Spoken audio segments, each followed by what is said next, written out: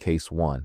Zane Nash, Jefferson County, Alabama, August 8, 2024. The story of 4-year-old Zane Nash is one of the most painful kinds of tragedies we face because the danger wasn't lurking on a street corner or coming from a stranger. It was inside his own home. On August 8, 2024, first responders in Jefferson County, Alabama, rushed to a call no emergency worker ever wants to receive. When they arrived, they found Zane suffering from serious injuries, and despite efforts to save him, he did not survive. Medical examiners later determined that Zane died from blunt force trauma, injuries that were not consistent with an accident. As investigators worked to piece together what happened, the truth that emerged was deeply troubling. Authorities determined this was not the result of a fall or a tragic mishap, but the result of evidence consistent with ongoing abuse.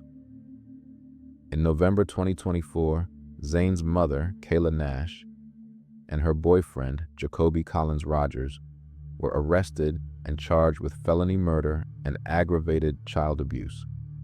It is one of the most unsettling realities in cases like this. The people entrusted with protecting a child's life are sometimes the very ones who place that life in danger. Zane was just 4 years old. He depended entirely on the adults around him and never had the ability to escape the situation he was born into. His story forces us to confront an uncomfortable truth about child abuse cases that happen behind closed doors. A 4-year-old cannot pack a bag, he cannot call for help, and he cannot leave on his own. Children like Zane are completely dependent on the awareness and courage of the adults around them: neighbors, family members, teachers, and community members. When something feels off, when injuries don't add up, or when a child seems afraid in their own home, speaking up isn't interfering, it is protecting a life. Zane deserved safety, and he deserved a future. Remembering his name means choosing awareness so that fewer children are left unheard, unseen, and unprotected. Case 2. Shaquille Bradford, Montgomery, Alabama, December 19, 2024. This was the harsh reality for Shaquille Bradford, a 13-year-old boy with his entire life ahead of him. In the middle of the holiday season, just days before Christmas, the Bradford family was not planning celebrations. On December 19, 2024, they were forced to face a loss no family should ever endure. Shaquille was shot and killed in Montgomery, Alabama, becoming another young life taken by community gun violence. Emergency responders arrived, but despite medical efforts, he did not survive. At just 13 years old, Shaquille's life ended before he had the chance to fully grow into the future that awaited him. For Shaquille's family, the pain was compounded by uncertainty. Weeks turned into months. Christmas has passed. The new year came and went. Milestones came and went in silence. And for a long time, there were no answers and no arrest. As 2024 faded into 2025, the community watched and waited, fearing that Shaquille's case might become just another unresolved statistic. Then, nearly 9 months later, there was a breakthrough. On September 1st, 2025, Montgomery police announced the arrest of Laquito Kemp, who was charged with capital murder in connection with Shaquille's death. Under Alabama law, a capital charge reflects the seriousness of crimes involving victims under the age of 14 and carries the most severe legal consequences. Shaquille's story represents what many families experience in the aftermath of youth violence: the long and painful wait for justice. While the arrest brought a measure of relief, it could not undo the months of fear and grief his family lived with, knowing the person responsible had not yet been held accountable. For families who lose a child, time does not heal in the same way. The world keeps moving, but their lives remain frozen at the moment everything changed. This is why these cases cannot be forgotten, simply because answers take time. Remembering Shaquille Bradford means refusing to let silence replace accountability, and recognizing that justice delayed still leaves deep wounds behind. Case 3, Janae McGill, Sumter County, Alabama, September 26, 2025. This was the devastating reality for 3-year-old Janae McGill. Her story did not begin in Alabama, but just across the border in Mississippi, where Janae and her mother, Shardie McGill, were first reported missing. What followed was a frantic, multi-state search. Law enforcement and volunteers combed highways, rural roads, and surrounding areas, holding on to the hope that they would be found alive. That hope began to fade when their SUV was discovered abandoned near the Tombigbee River in Sumter County, Alabama. The vehicle's location shifted the focus of the search and deepened fears about what may have happened. On September 26, 2025, divers recovered the bodies of both Janae and her mother from the river. In the early hours after the discovery, many believed the pair may have been victims of an accident or outside harm. But as investigators worked through the evidence, a far more painful conclusion emerged. Authorities determined that this was a murder-suicide. Investigators concluded that Shardie McGill drowned her daughter before taking her own life. Janae was just 3 years old. She could not understand what was happening, and she could not protect herself. Her death forces us to confront one of the most difficult realities in child protection cases, that sometimes the danger does not come from neglect or strangers, but from severe and untreated mental health struggles within the home. Janae's story brings attention to a crisis that often goes unseen. When mental health challenges go unnoticed or untreated, the consequences can be devastating for both parents and children.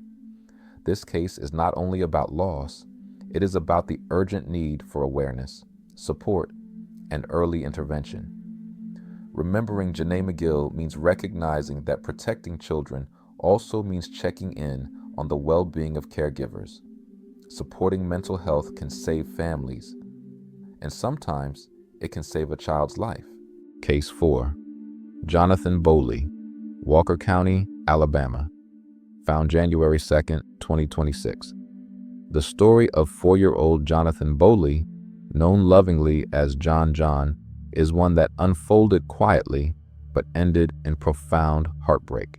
On New Year's Eve, December 31st, 2025, Johnathan was visiting his father's home in Walker County, Alabama for holiday visitation. Around 11:30 that morning, he was last seen playing in the yard with his 6-year-old brother and the family dog, Buck, in the rural community near Jasper. According to investigators, Jonathan's older brother watched as Johnathan crossed a fence line with the dog and then disappeared from view. Alarmed, he ran to tell their father. At approximately 12:30 p.m., Jonathan's father, Jameson Boley, contacted authorities to report his son missing. What followed was an extensive and urgent search. Law enforcement officers, first responders, and volunteers spent the next 2 days combing the rural landscape. Drones, tracking dogs, divers, and a helicopter were deployed as teams searched more than 500 acres of wooded terrain. In total, more than 160 volunteers and over 120 first responders joined the effort, all hoping to find Johnathan alive. On January 2nd, 2026, the search ended in tragedy. Jonathan's body was discovered in a wooded area, roughly 2 miles from the home where he had last been seen. His dog, Buck, was found alive nearby, having stayed close throughout the freezing nights. The Walker County coroner's preliminary autopsy later determined that Johnathan died from hypothermia. Officials stated that there were no signs of foul play. Investigators believe he likely died the same night he went missing, when temperatures dropped to approximately 21 degrees. Toxicology results were pending at the time of reporting. During the investigation, authorities also uncovered troubling conditions at the property. Johnathan's father was taken into custody on charges unrelated to his son's death. Law enforcement reported discovering items initially believed to be explosive devices, which were later determined not to be explosive. However, Jameson Boley was charged with 2 counts of chemical endangerment of a child and 1 count of unlawful manufacture of a destructive device, after investigators stated the children had the potential to be exposed to harmful substances.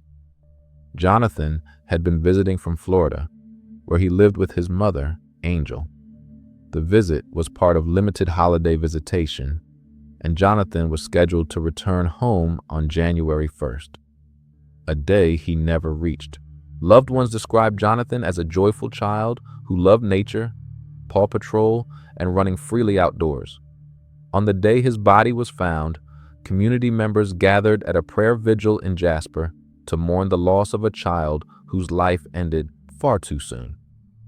Johnathan's story is a reminder of how quickly childhood curiosity can turn into tragedy when safety and supervision fail. A short distance can become a deadly one, and cold can claim a life silently and fast. John Boley means understanding that prevention is not about blame. It is about vigilance, preparedness, and protecting children before danger has a chance to find them. Case 5, Noah Etress, Blount County, Alabama, January 7th, 2026. Just days after another child was lost to the cold, yet another tragedy struck Alabama. This time, the danger was not outside the home, but inside it.